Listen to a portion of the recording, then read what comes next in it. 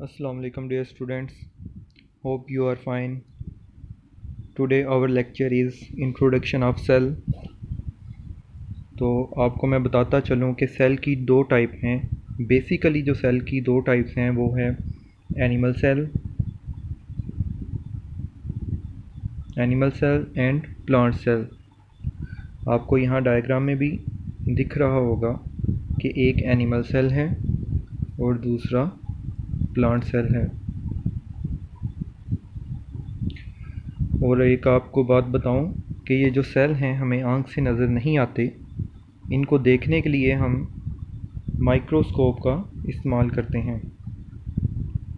आगे सेल किस काम आते हैं इसकी डेफिनेशन हम आगे रीड करते हैं नेक्स्ट पेज पर.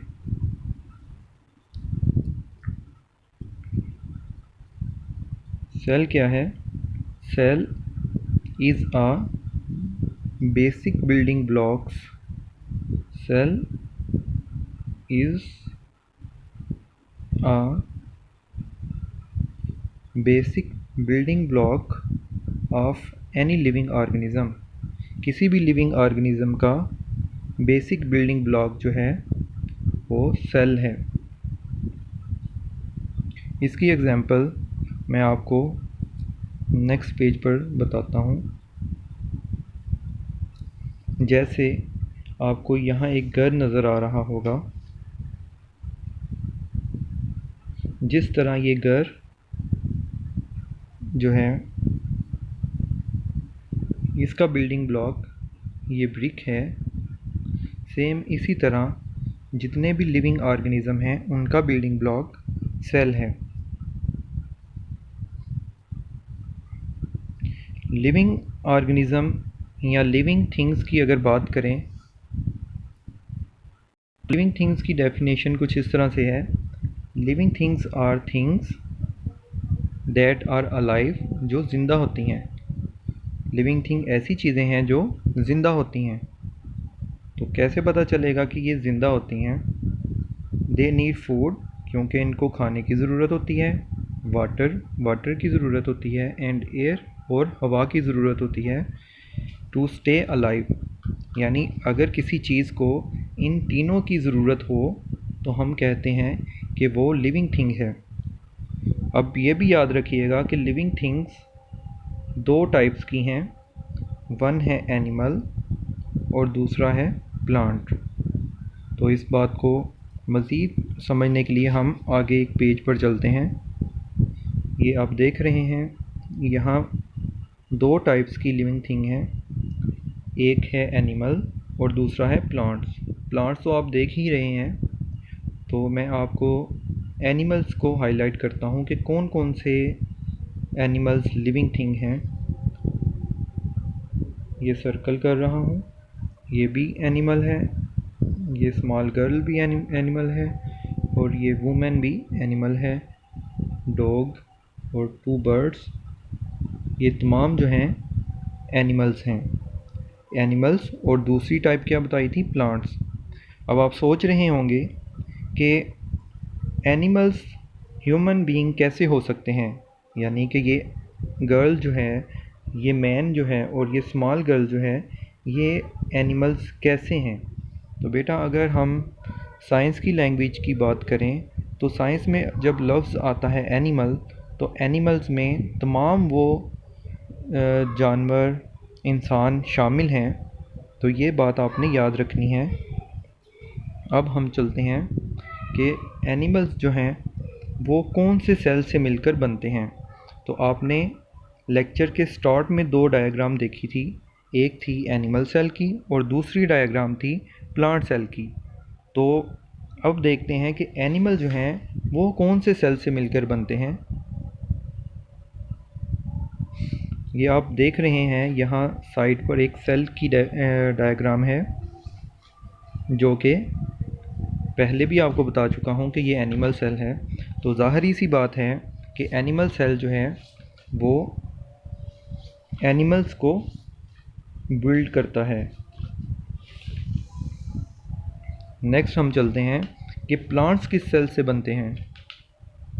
तो जिस तरह एनिमल सेल के मिलने से एनिमल्स बनते हैं, उसी तरह अगर ये प्लांट सेल्स जो हैं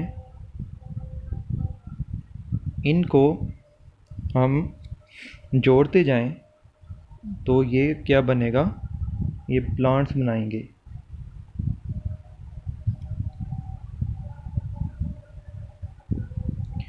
अब बात आती है कि सेल को किसने डिस्कवर किया या सबसे पहले सेल को किसने देखा। ये जो आपको पेज नज़र आ रहा है ये आपकी बुक का पहला पेज है या पेज नंबर 4 है।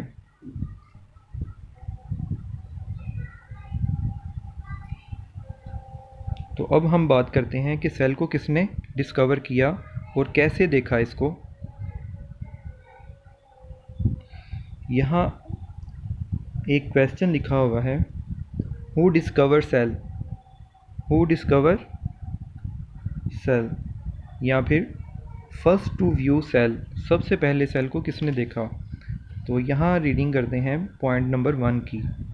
इन 1665 रॉबर्ट हुक, जो साइंटिस्ट का नाम है, यूज्ड अ माइक्रोस्कोप, इसने माइक्रोस्कोप को इस्तेमाल किया to examine a thin slice, thin slice को देखने के लिए माइक्रोस्कोप को इस्तेमाल किया। थिन स्लाइस किस चीज़ की है, ये डेड प्लांट सेल है, उसकी सेल वाल है, डेड प्लांट की सेल वाल है जिसको उसने माइक्रोस्कोप से एग्जामिन किया। एग्जामिन का मतलब होता है देखना। जब उसने माइक्रोस्कोप से डेड प्लांट सेल वाल को देखा तो आप देखें इधर कि इस तरह से उसको सेल्स नज़र आए। ये जो बॉक्सेस नज़र आ रहे हैं, ये जो हैं,